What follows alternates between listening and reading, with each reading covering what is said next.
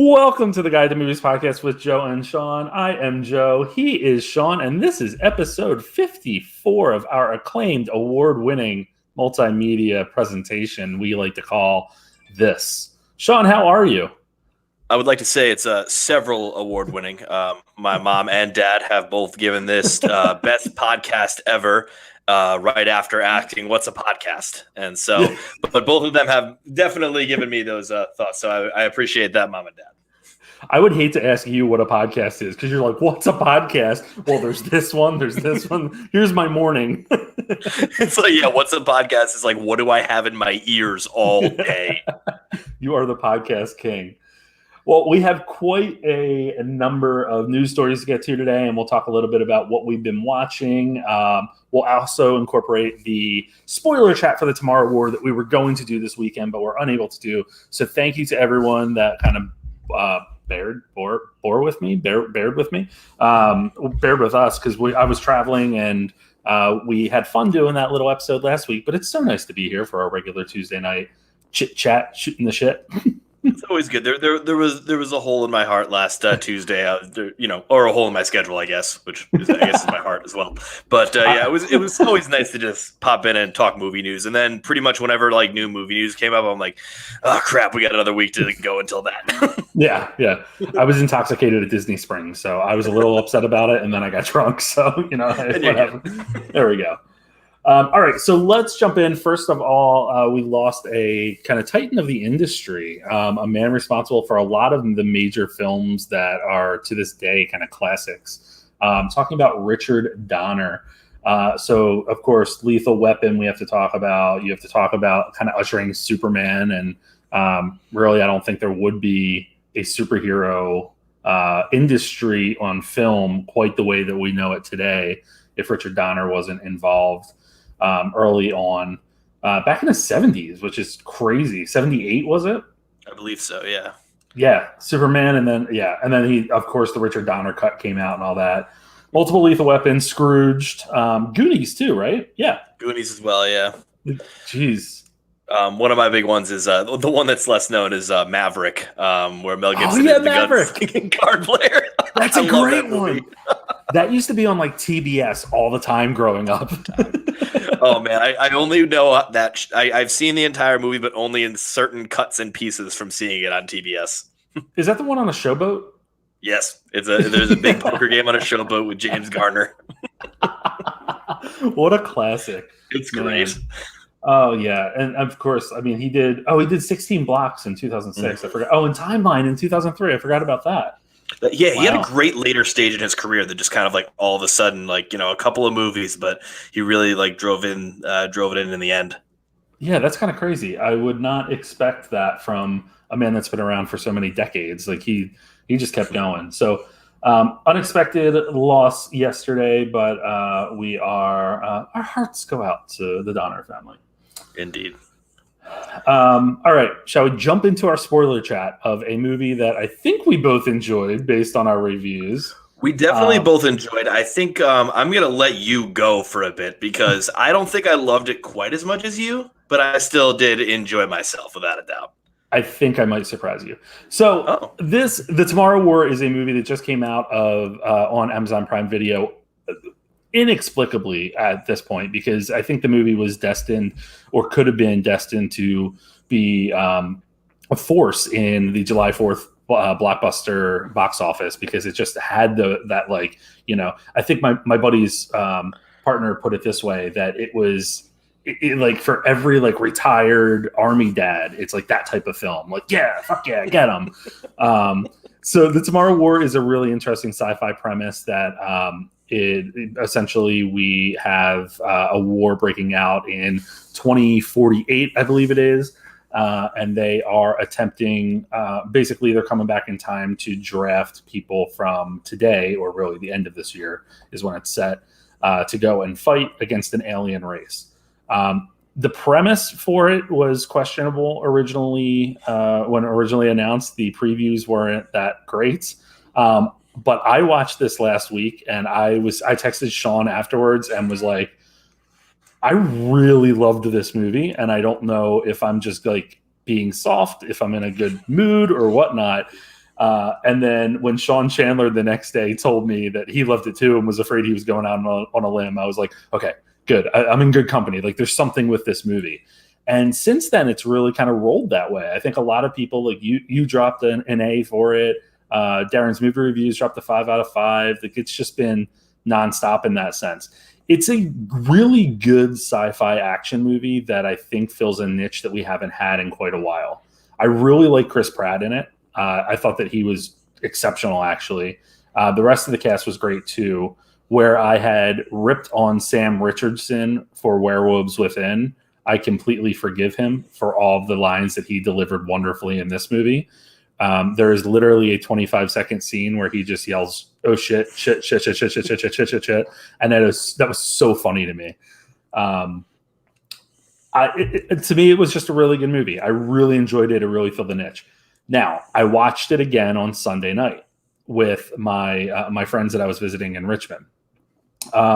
And I still really enjoy it. I still think it's a really good movie. And to be honest, this is one that I would love to see more from. Maybe a prequel or something, a prequel to explore kind of the aliens and, what we come to learn at the end of the movie where, the aliens that we have been experiencing the whole time didn't crash land or anything specifically. They were kind of brought there or another alien race crash landed. It's not really explained, but, it would be nice to explain that in a prequel. It's a very Prometheus type of style thing. It's a good way to put it. But my knock on it after watching it a second time is that it lingers a lot in certain scenes, and I think the action's great, but some of the storyline and story development that is, for instance, when he and his daughter are in the lab. Exploring the whole, like, we have to find the way to, that 1 in a million shot or whatnot. We spend a lot of time in there when they're having their heart to heart in the ocean. I will point out their heart to heart in the ocean. They spend quite a lot of time in there. It just lingered in a lot of areas that I think slowed the film down. And it was a long film. It was 2.5 hours. Hashtag make movies under 2 hours again. But all in all, I think it was a really solid film, and a big surprise for me. What did you think? I mean, I love this as well.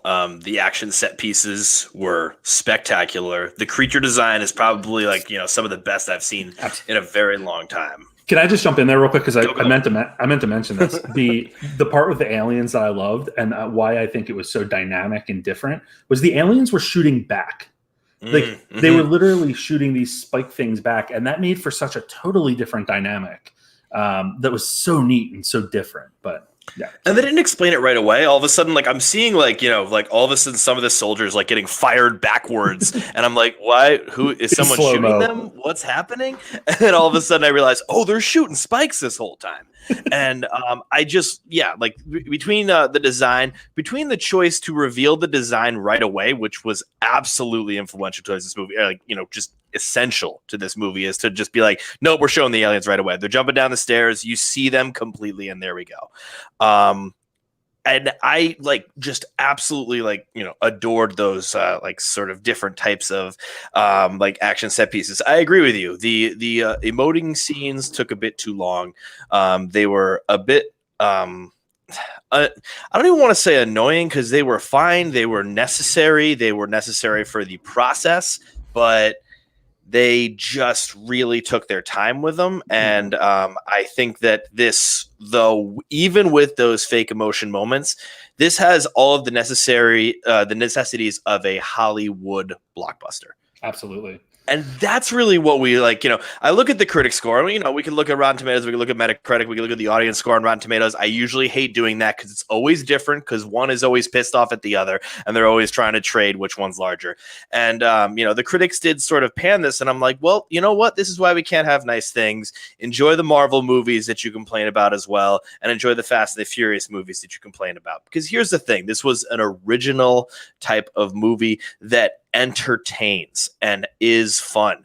There's not a lot I could look at that's different from Independence Day with this. Now I'm just going to get canceled by all of cinephile culture by saying that. I understand it, but there's not really a whole lot. The emotion into Independence Day isn't like terribly sought after or something like that. It's pretty paper thin. The comedic characters, that kind of deal is there in both of them. The action set pieces are there in both of them. And Independence Day is like 2.5 hours long, which, when I rewatched it, that threw me for a loop. I was like, oh man, we were just patient back then. That's all it was back then. But there's flaws in logic in some of the parts of this movie, and especially that third act, which was draining when they're going to not Antarctica, but Russia, pretty close. And I'm just like, okay, what is this turning into? And it turned into probably one of the best action, climaxes, in an action movie the past couple of years. And so right around there, I was pretty psyched about all of that. But that's also another scene, now that you bring that up, that I felt dragged a little bit as they were just getting there. I was like, okay, let's do it. And my buddy said it too. He thought the movie was over when they come back. And I totally get that, because I remember the first time too being like, this can't be over yet. There's still more to go. It's something that I think hit on all the right cues for a successful action movie. I'm looking at the critic scores right now, and just for comparison, In the Heights has 320 critic reviews. This has 150. So it's not really as wide reviewed yet. Not that I think that's going to really make any big difference. Cruella has 368 as well. But I do think that impacts it, because I don't know that everyone is really in tune with watching this. The interesting thing I think you and I have learned here too is there are critics like us, or aspiring critics, that will watch everything. And then there's others that are like, well, that's not my type of movie, so I'm not going to watch it and review it. And maybe they did, and they didn't like it. I don't know. I'm making excuses for it, and I don't know why. But to me, it should have been in theaters at the end of the day. I think this should have been in theaters. I'm really interested to know the reasoning why, one, it was sold to Amazon, and two, Amazon decided not to put it in theaters. Because that just seems like an oversight to me when it is getting, an 81% audience review is really good, because who's buying the tickets? The audience members. Yeah. And that's the one thing, is Amazon movies aren't all just like Netflix streamers or anything like that. Amazon movies a lot of times go to theaters with a pretty sizable window still, like a longer one than the Netflix window sometimes is. And so with that in mind, this could have been a theater release in 4th of July, which, by the way, they also, they promoted this movie very well. Maybe, I'll call it like a day or two beforehand, where I saw ads for this everywhere. But before that, nothing. And I know a lot of, I don't know about, I didn't get a screener. You got a screener for this. The embargo was like the day before for some of these screeners, which that's terrible. It didn't really instill confidence in me when I sat down to watch it, knowing that the screener, or that the embargo, was the day before. But at the same time, it could have been the night of, right? Or it could have been, the morning of, or something like that. So I just wonder if it's a situation where they didn't know what they had on their hands, or the people that were screened the movie early on were from a subset, or from a specific place where they just didn't care for it. I don't know, but I just thought it was real funny. I keep thinking to when they land in Miami and Sam Richardson's like, "Really glad Will Smith isn't around to see this." It was unbelievable, because when they said "Welcome to Miami," I was like, was someone doing like a cut of some sort of like Will Smith joke, and then Richardson just kind of knocks it home, and it's like, okay, good. Like someone gave him the soft pitch, and he absolutely knocked it out of the park. He knocked it out of the park with everything, because some of the lines are really cheesy, but he did such a good job of delivering them, and that's what for me was missing from Werewolves Within. But I keep comparing it to that because it's the last film I saw him in. But it was like, this was like I don't know. He has that comedic timing. This is what I said before with like Veep. He was a very peculiar character and a unique role in that film, or in that show. And he was so good at what he did. With this, it's not the same character, but it's arguably the same type of humor, in that he can just drive it home real quick. It's quick one-liners and quick quips that he's really good at. Well, he has that same sort of delivery, and it's the same like delivery. So you can have that corny line where he's just sort of struggling over it a little bit, and like he's talking a little bit fast, talking a little bit slow, has that awkward nature to him, and it worked. I mean, I look at I view him as sort of the Goldblum character if I'm going to keep on doing Independence Day comparisons, where in Independence Day, on my rewatch, Jeff Goldblum doesn't Goldblum himself until the very end. Like he's kind of like the hot sex symbol that's figuring things out, like a brainiac kind of thing. And then all of a sudden, like, when he's chilling with Will Smith, he's like, okay, I got to dial it back now for Smith. And then, it worked perfectly. So, Richardson in the same way knew how to deal with the actors he was around. Yeah. I'm thinking about the end when he falls down with after at the very end of the climax when he falls and he goes, yeah, let's just rest here. Or like, it was such, or like, what's his name? Oh my gosh! Of course, a name is slipping my mind while we're recording this. But J.K. Simmons. I almost said J.J. Rowling, which was a whole mix-up. There's a lot there that you could do. Could have done a lot. But J.K. Simmons, when he was like, "Did you just tell the alien to die?" like that was just really funny. That it was well cast. I really enjoyed it. Blew me out of the water in terms of what I was expecting. It's going to be high up there as of right now in terms of my movies of the year. It's not going to be the top 2 or whatever, but it's going to be up there because I think it was a really good movie. So I'm excited because Chris McKay, the director, is doing the Nightwing movie for DC. So, I mean, if he can bring some originality and, humor and just get back to sort of what DC wants to get to, I think this is a good idea of what we're going to see. Yeah, definitely. Is that official that he's doing the Nightwing movie? Yep. Nice. Yep. So that's exciting. Also exciting is I finally watched Luca last week on the plane. He did it. And it was adorable. This is a movie that I've been waiting to see forever. I was really pumped for it. And because it dropped in the middle of Tribeca, I opted to wait. But Luca was absolutely adorable. I see what you're saying, how people are like comparing it to or placing it in lower tier Pixar. It's still a really incredible film. It's simple, which I think works for it very well. The characters are adorable. Every time she said, San Mozzarella or San Gorgonzola or something, I lost it. I was like giggling to myself. And I was in the middle seat on the plane, like, but it has a very good story. It has really great characters that I think, like, immediately in my head, I'm like, well, I can see them popping up in the park, or I can see something themed like this at Epcot, at Italy. But I really liked it. Great storyline, great themes, and messages of friendship. I do think there was a little bit of a, be yourself and how do you fit in type story that may have been their way of touching on some gender identity issues without touching on them, as Disney likes to do. The grandmother's monologue at the very end, like, they found good people to be around that will support them. And I was like, oh boy, there it is. Yeah, nailed that. But I mean, at the very end, and this is a bit of a spoiler, but it's been out for 3 weeks now. So, but at the very end, when there's two old ladies that they show the entire movie, like rip down the umbrella and they turn into the thing. So I was like, of course, that's wonderful. In the comments, someone just said it had a good dinosaur vibe, and I completely disagree with that on every front. But we are very happy that you're here paying attention to us. Please continue to follow. But what? Really? I don't know about that one. But yeah, really enjoyed it. It was really a pleasurable movie. I actually want to watch it again. And that's one I'll probably buy on Blu-ray because I think it's going to be one of the sleepers for Pixar. And I do see it probably contending next year for Best Animation, because the animation is a little bit different for Pixar, kind of in line with like Studio Ghibli a little bit, which is neat. Someone said it's a Miyazaki background with Wallace and Gromit characters, and I thought that was brilliant. I was like, it's just perfect.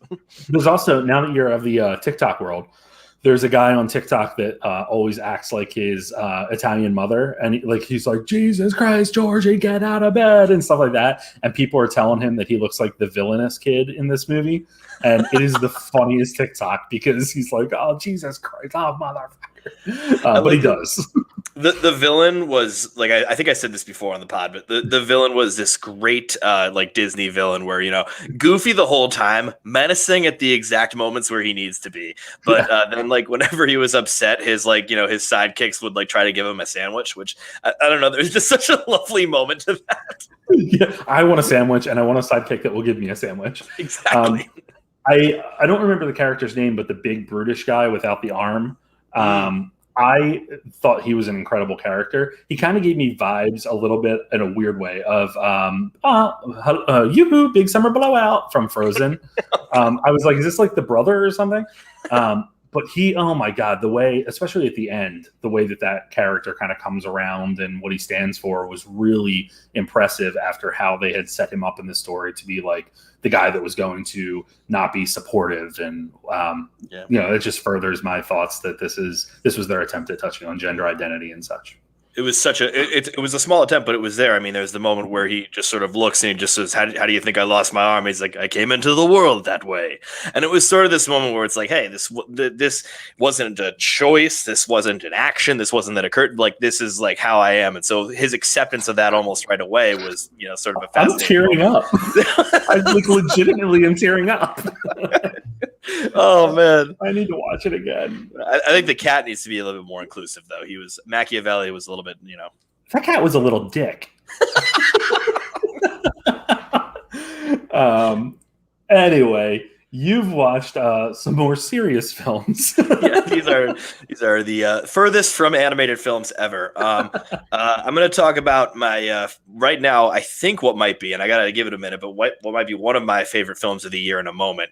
But before that, I'm going to talk about the Soderbergh film No Sudden Move, which is a really interesting watch for me because I challenge anyone to tell me what that movie was about because you won't really be able to explain it fully. The plot was quite confusing, but there's two types of viewers. There's the viewer that doesn't mind that, kind of like understands at least a part of the plot, and they are good.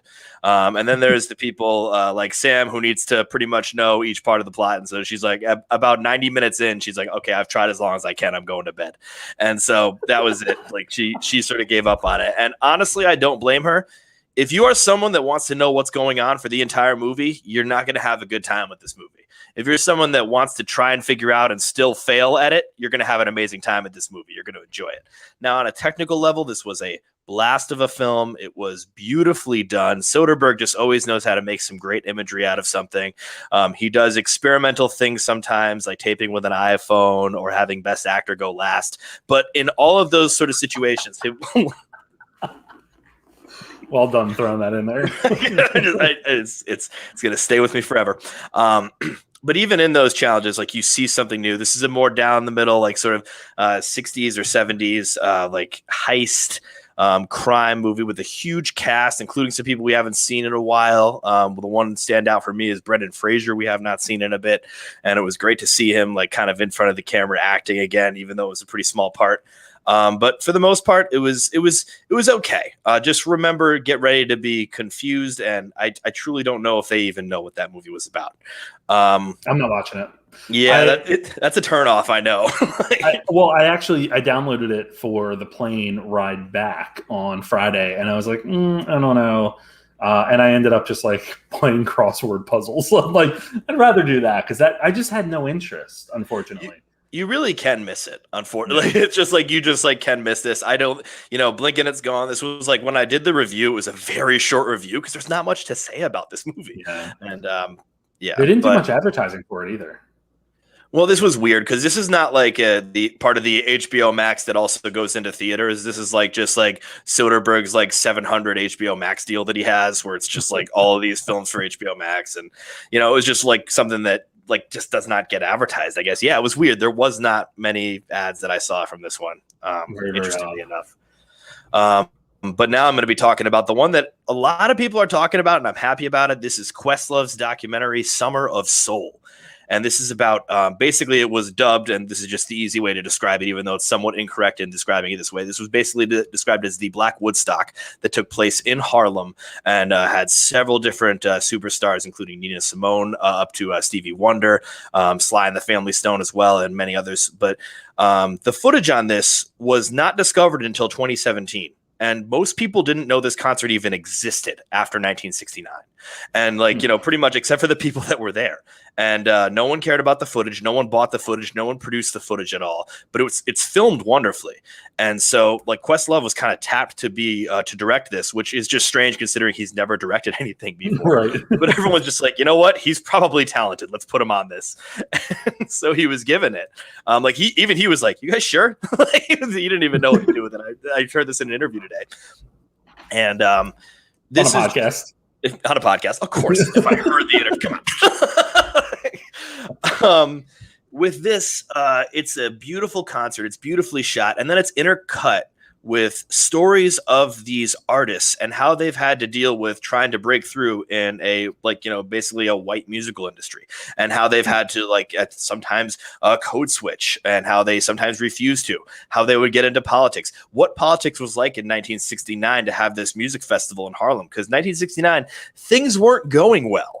And so it was just one of those moments where it's just this beautiful, for once, celebration. And it's a time where you look out into the audience and you just see a sea of black faces.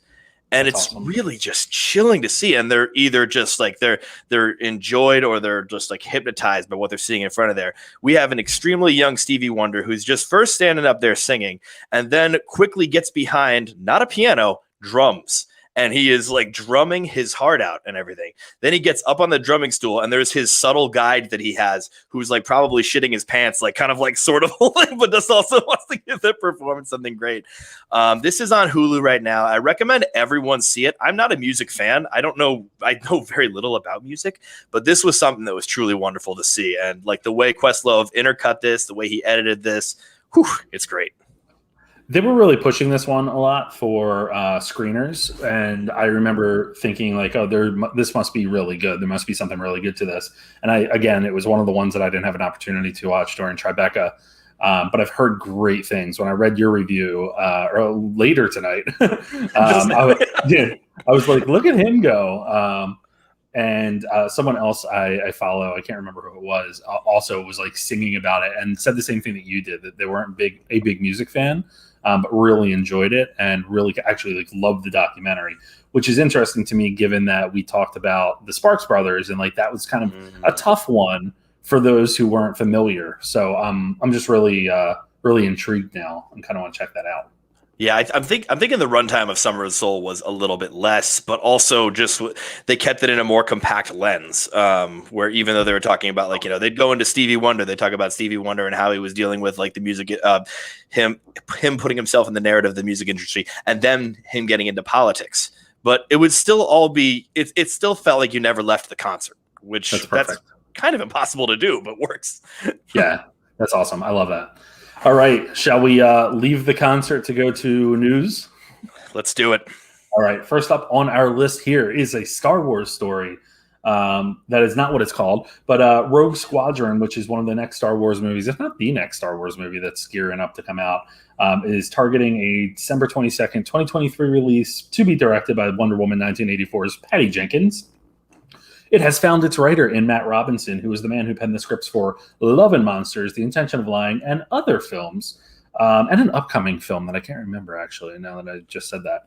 But he is, it seems like he's pretty much in demand, but he'll be writing the script for the anticipated film, and we expect it to start production next year. Can I say that Love and Monsters was a movie that I didn't love? Or Monsters. And I felt like a monster because I didn't love it. Everyone was like, what? It's one that I actually would like to watch again, because I feel like I say this all the time. Sometimes you're just in a mood watching a movie and not in the zone for it, but I want to check that out again. What do you think about him writing a Star Wars movie? Well, I think it says something about Love and Monsters that we were in a pandemic where there was nothing to do and we couldn't go outside, and I still didn't watch this movie for some reason. And I think it had a lack of availability towards me, or maybe it was a VOD where I'm like, maybe I don't do $20 this time. That's exactly what it was. That's really what it was. Yeah. So that was the tricky part for me. So I really have not seen anything of this work. I'm going to be mean for a second and say, thank God Patty Jenkins isn't writing this. And because I think that she really had a hard time with Wonder Woman and nailing that down. So I don't think she was the only writer on Wonder Woman either, but it still was a little bit tricky and a little bit of a problem for me. So I'd say it's interesting to have someone that in this situation, when we're dealing with a sci-fi, try to put this the best way I can.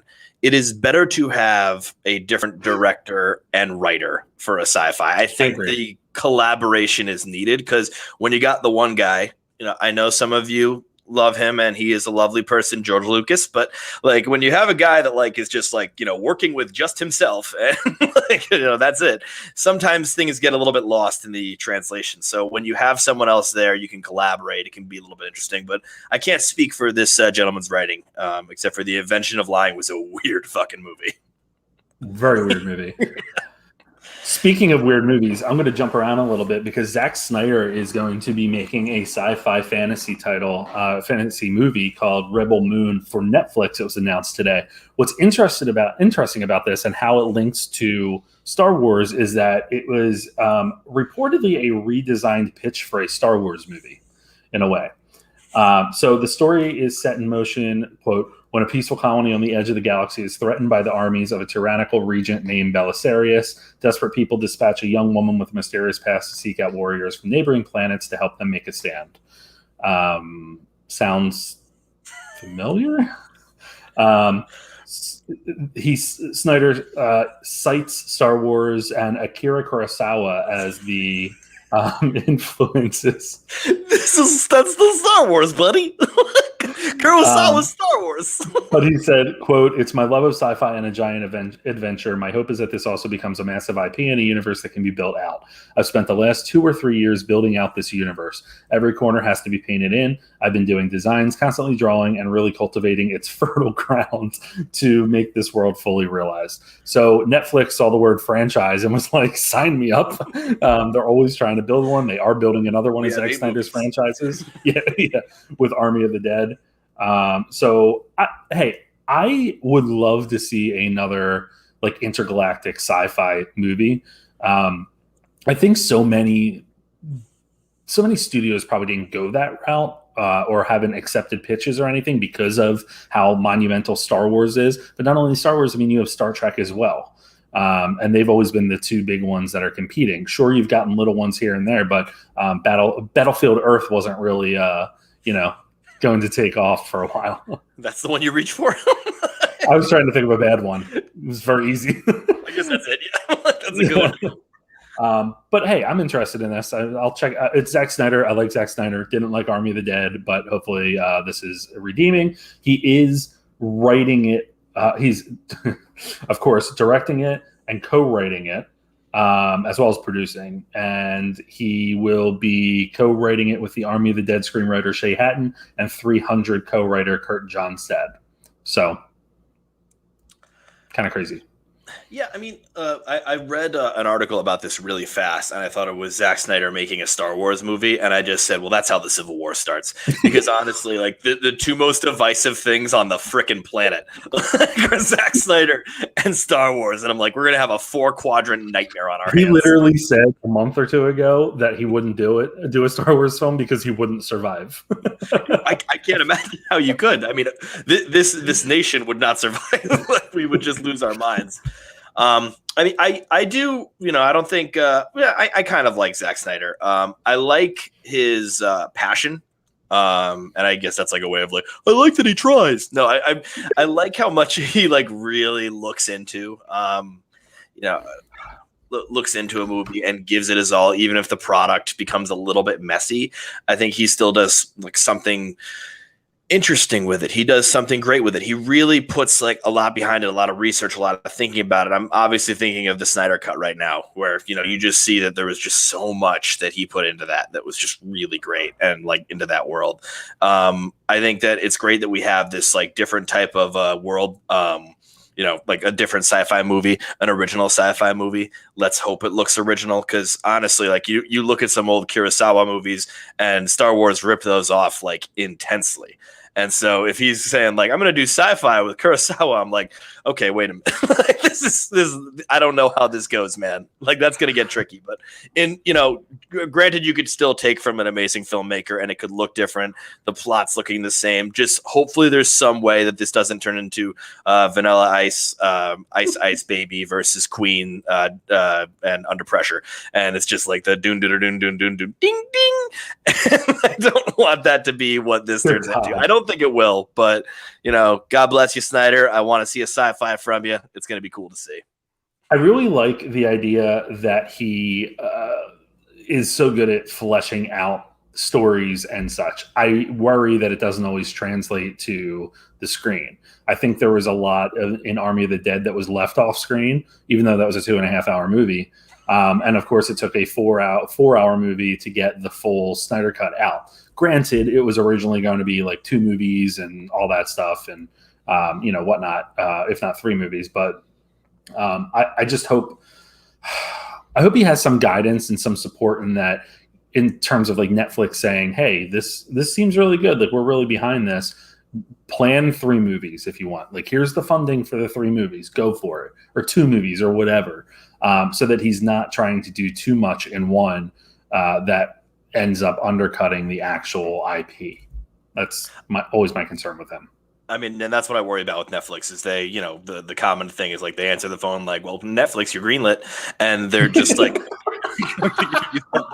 joke from South Park. Like, it's, it is one of those things where they immediately do that. And it's, I don't know. A part of me is worrisome because then they'll say like, here you go, here's 3 movies. And then the first movie doesn't do well and they pull back. I'm worried about that possibly happening with Army of the Dead. I think Army of the Dead did well enough that they don't have to worry about that. But like, there's a chance that, if the first movie doesn't do well, they could say, you know what, just like canceling a show, like, and Netflix cancels a lot of shows of their original like content, obviously, but they cancel a lot of those shows after like a season or 2 seasons. And it's obviously because of budget, and that's the name of the game, and that's there. But, when you do that with movies, it gets tricky, and then you have just something like the Snyder Cut on your hands.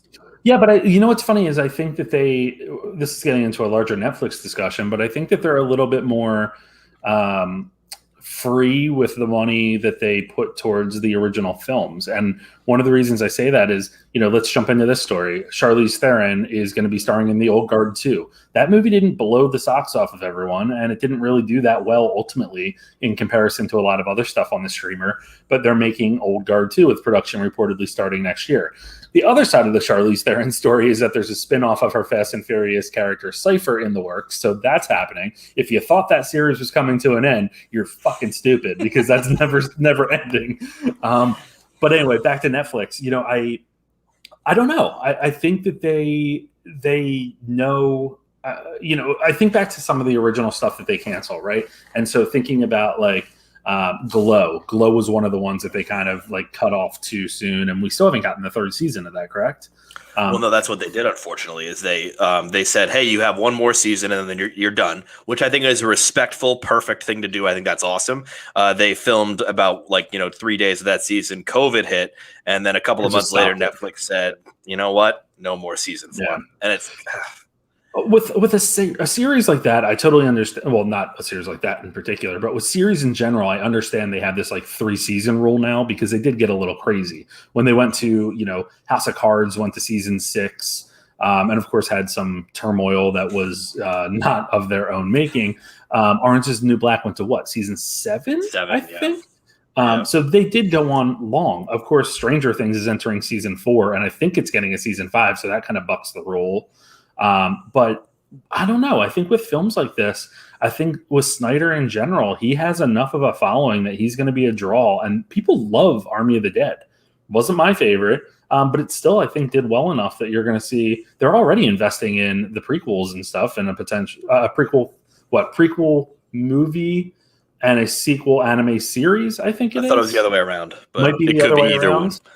No, it's Army of the Dead is scary because, or no, maybe even we can call it Zack Snyder is scary with his popularity. But I put my review of Army of the Dead up. It was an average review, and never, I'm not that like popular on Instagram, but the ticks just went up immediately, and it just like kind of rose like the fastest I've ever seen anything I've ever posted rise before.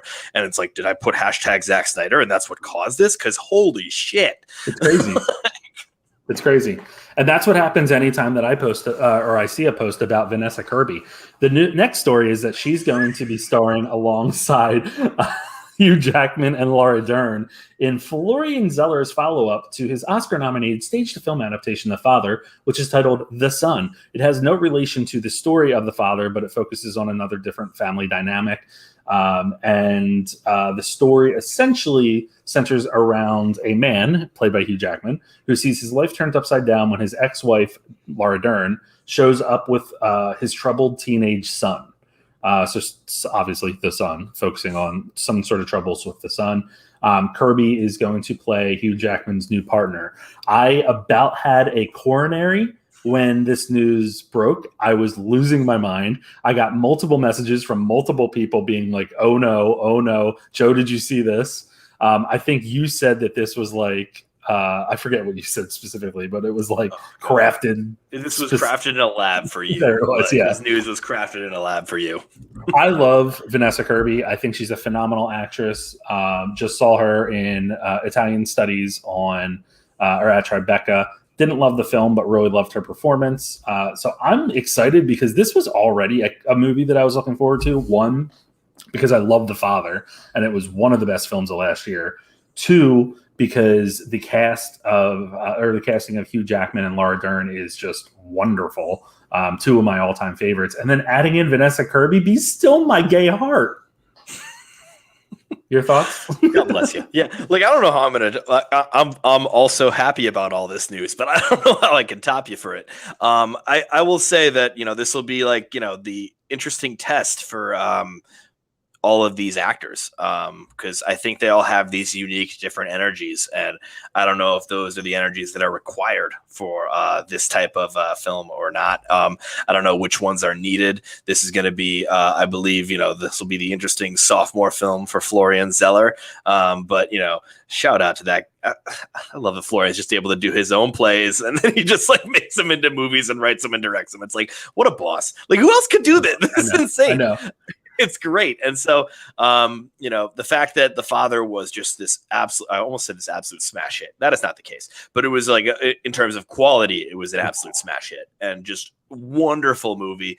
I don't know if this one will have the gut wrenching, sensibility that had, or the really it's going to be tough emotionally, but is it going to be as tough as Pieces of a Woman? Is it going to be as tough as, well, actually it'll probably be as tough as Marriage Story, honestly, but will it be as tough as The Father was?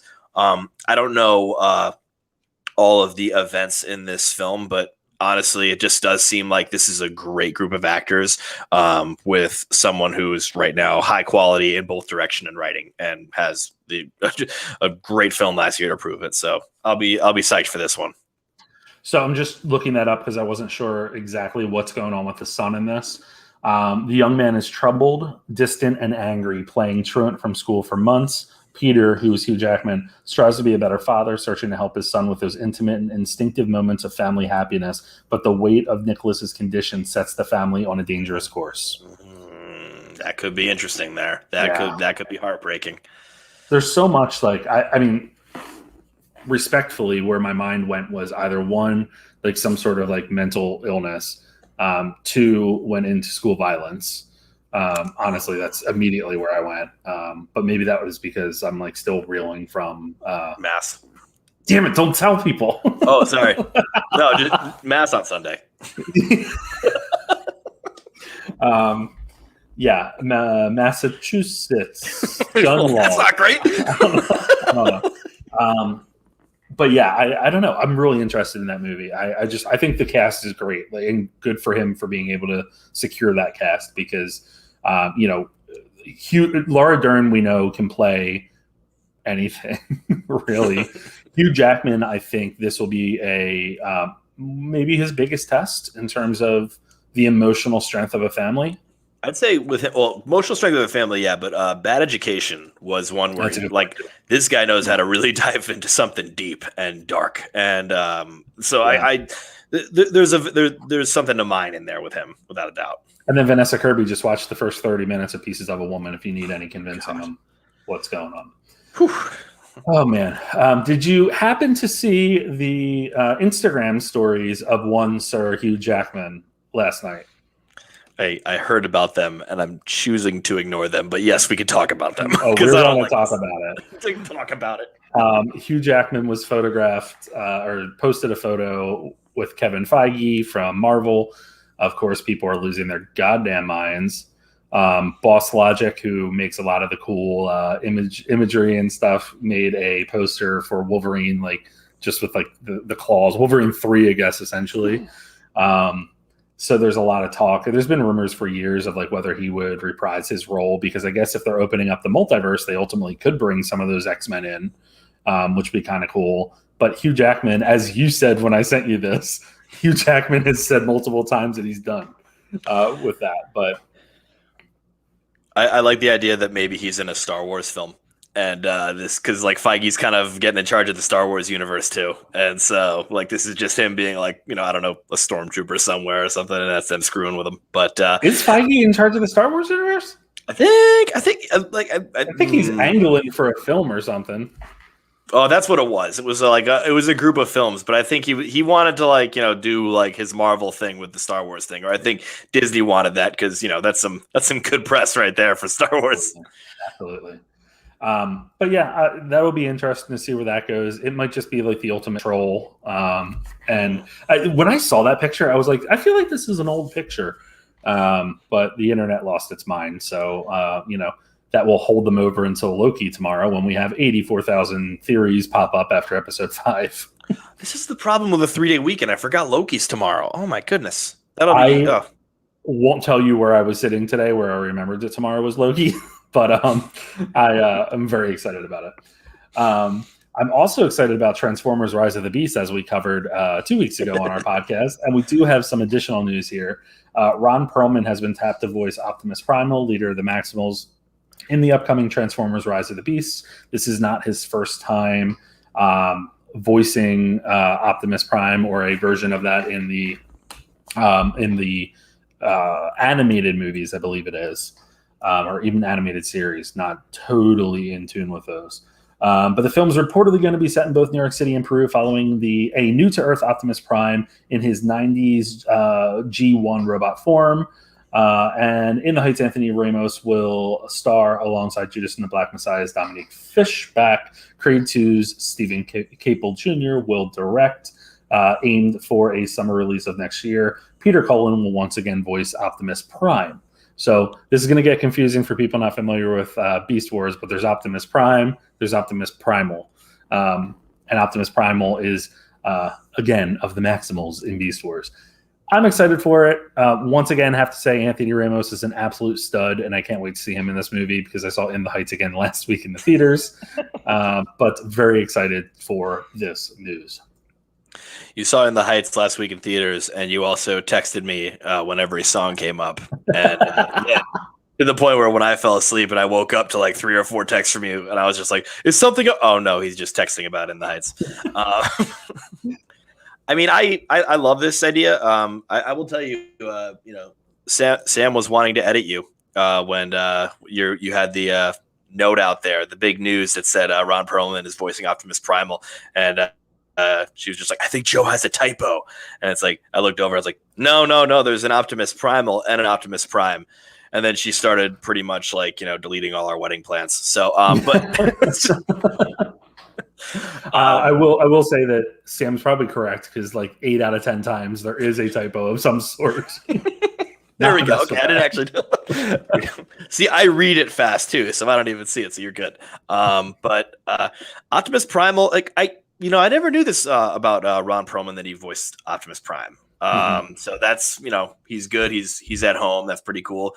Ron Perlman has I feel like he has more of a evil sort of voice to him. So it's tough to imagine him as Optimus Prime. I mean, I guess voice actors change their voice, but it's difficult to hear him as Optimus Prime now that we've heard the same guy for so long. I don't know his name. Oh, what did you say it was? Peter Cullen. Peter Cullen. Yep. Yes. Cool. Look at me. Look at you. You're going crazy. Get that. The Ron Perlman did voice. Let me see. Optimus. So this is from Collider. Optimus Primal is the fearless leader of the Maximals, and though Perlman did not voice Primal in the original Beast Wars Transformers series, that was Gary Chalk. He did voice the character in the animated series Transformers: Power of the Primes. So yeah, welcome back.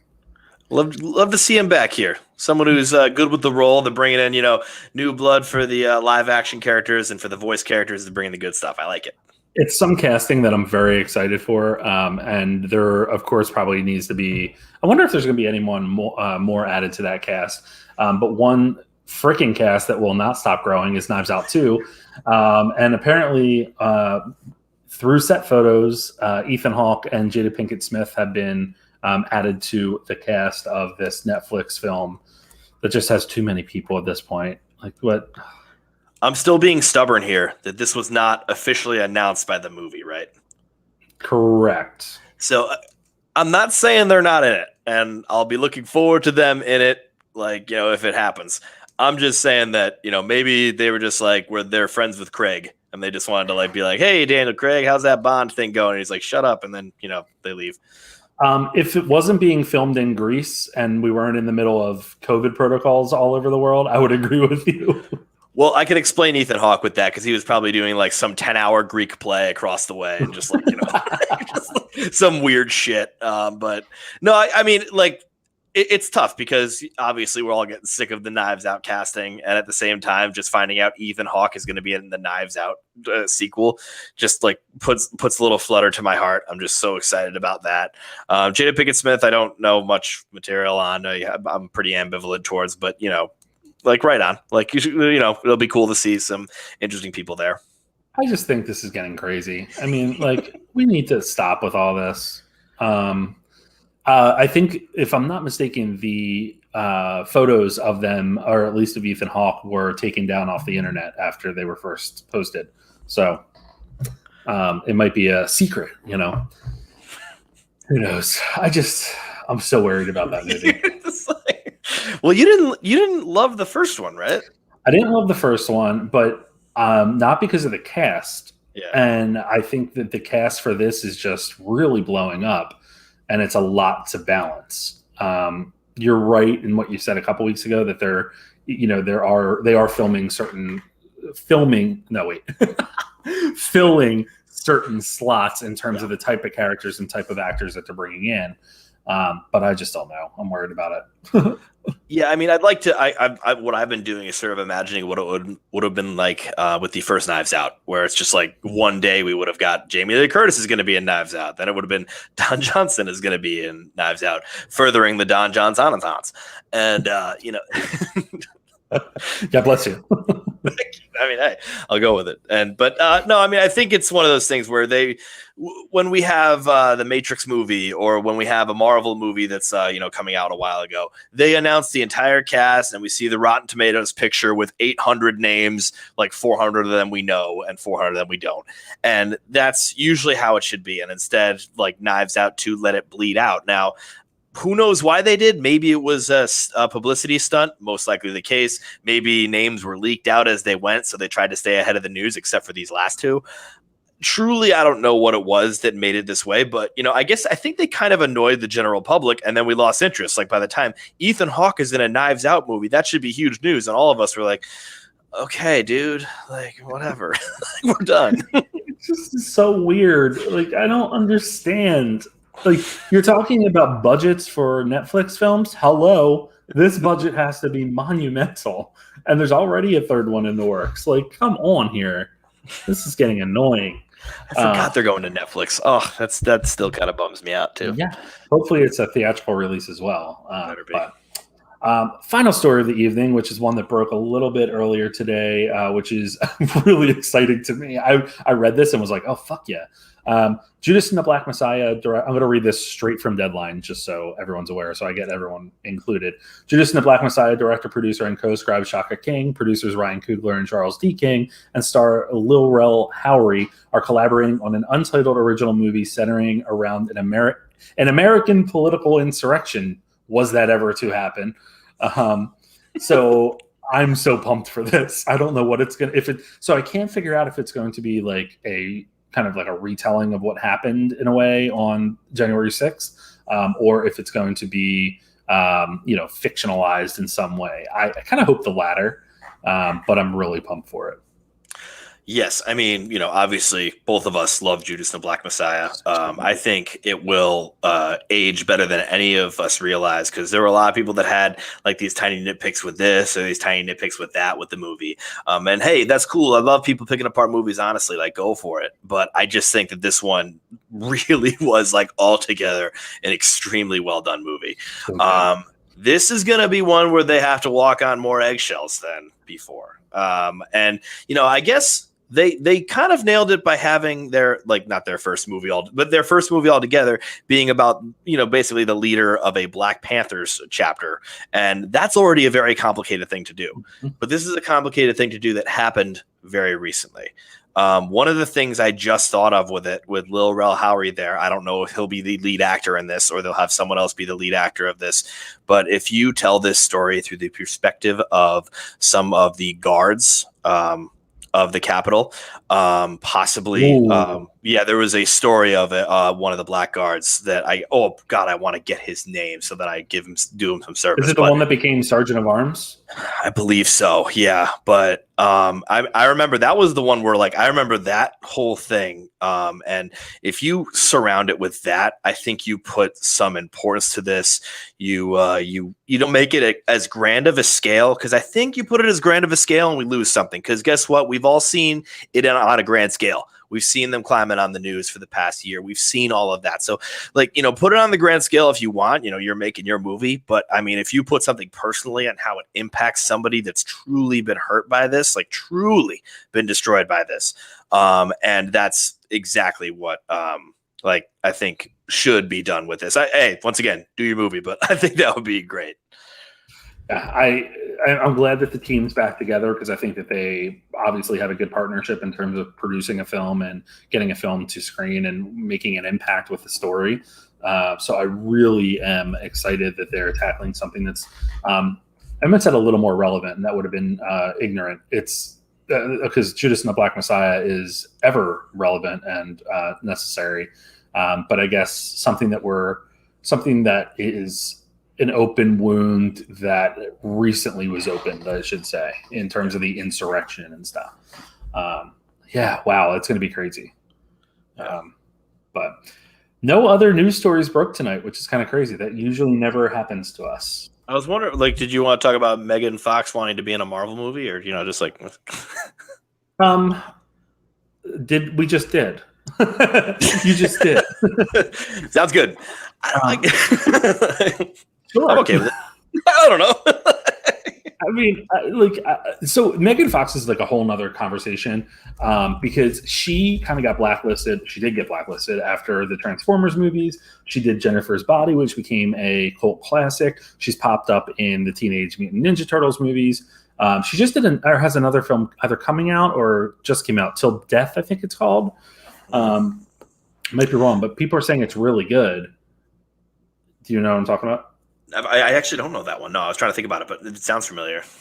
But I'm mixed. I would be happy to see her in these films, because I don't think she's a bad actress. I think she's pretty good. She just has to be cast in the right role. I think, like, I say to that, even I'll go further and just say, so what if she's a bad actress? I mean, these are Marvel movies. She wants to have fun. We're going there to have fun. Granted, we have a lot of serious actors and actresses in there, like, all the time. We have so many, like Christian Bale is going to be in a Marvel movie, which we're still all trying to mull over, I know. And so, like, we have that level of it.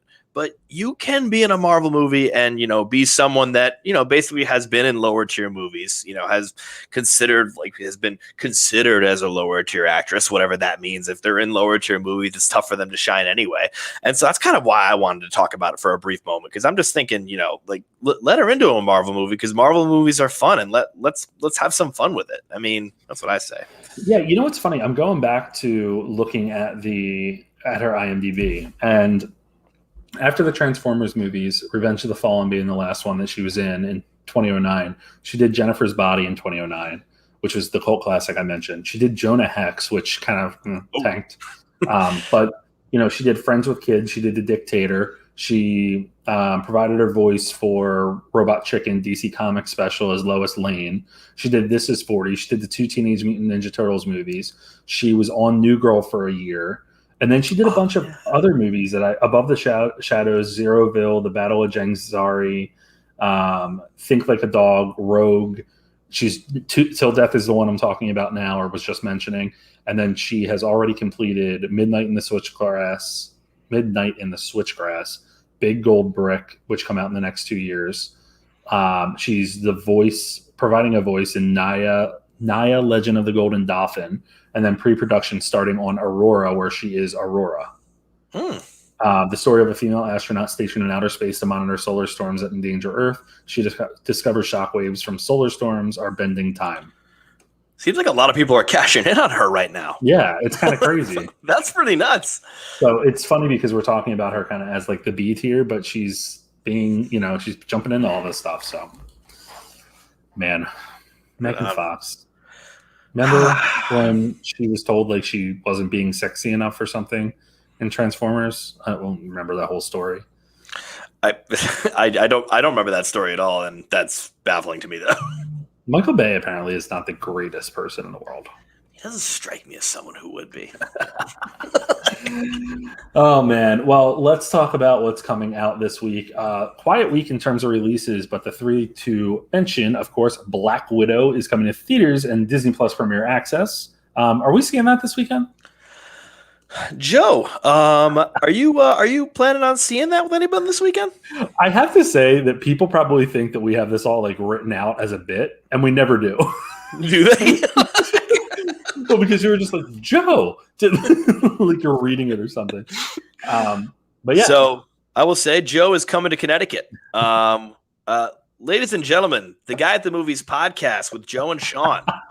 Joe and Sean are going to meet for the first time ever, officially, this weekend. We're going to have live streams the whole weekend. The whole weekend? Yeah, why not? What else are we going to do? We'll be on like Instagram Live at a brewery or something. Oh, God, yes. But yeah, Black Widow's coming out. When are we seeing that? Friday or Saturday? Friday. I bought the tickets for 8 o'clock, so we're ready to go. That works. Black Widow, Fear Street Part 2, 1978 comes out on Netflix. You didn't talk about that, and I'm surprised. The first one. Yeah, I mean, I'm a little bit bummed. Like it was okay, but it's just very, very like you can tell this is it's not Goosebumps, but you could tell it's Goosebumps. Yeah, like Goosebumps with a little bit more violence, and so I'm gonna see the rest because I'm interested of how this ends, but I don't know. I think it's gonna be a C when I give out the review tomorrow. Oh no, I might watch it tonight. Give it a shot, yeah. And then this horror film Dakra comes out on Friday in theaters. Dakra is one that people have really been talking about. It was overseas, I believe. Yeah, it's a Tunisian horror film, and it's coming to the U.S. this week. Where is it? Sent off with a documentary video assignment, 3 journalism students decide to interview Mangia, seeking new clues about the cold case. Intrigued and perturbed by the deranged woman's story, the trio take their camera to the scene of the crime deep in the woods, led by headstrong young investigator Yasmin. Soon they are welcomed to a secluded, hushed village. It goes crazy. I should mention right now, like I googled Dakra and I'm on the Denver Area Healthcare Recruiters Association website. So I don't know if this is a. Yeah, it seems a little crazy. Barbarity and some serious, scary children around every corner. Oh, I hate scary children. One of our friends who's overseas, and I can't recall who it was because this was like a month ago. I remember saw this and was really big on it. So I'm very interested to see what it is because horror films overseas take things to a whole new level. Oh, yeah. So that should be fun. But yeah, so that's what's going on this weekend. We, of course, will have the live spoiler pod this weekend at some point, TBD, for Black Widow, which will be fun. I'm hoping that we both love it or something. I don't know. I'm nervous, pretty nervous. You just froze on here, which is really funny in the funniest way. And I just took that picture because it's got to be shared with everyone else. So if you don't come back, I'll just keep talking and wrap things up. But we have Schitt's Creek trivia coming on July 22nd with the Chumps. That will be a lot of fun. We're doing a monthly trivia now, and that will be the next one. And yeah, so a lot of good stuff going.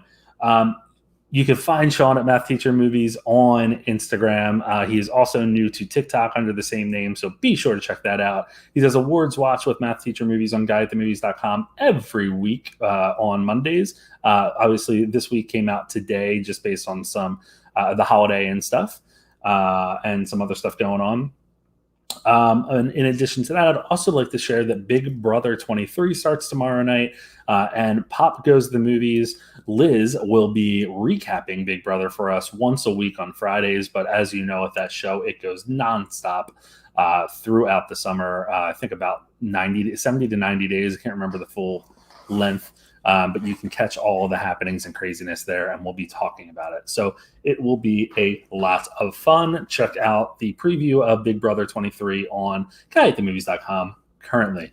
And you can find me at Guy at the Movies on Instagram, Guy at the Movies 1 on Twitter, Guy at the Movies on TikTok, as well as GuyAtTheMovies.com for all of the latest movie reviews, movie news, trailers, and a lot more fun.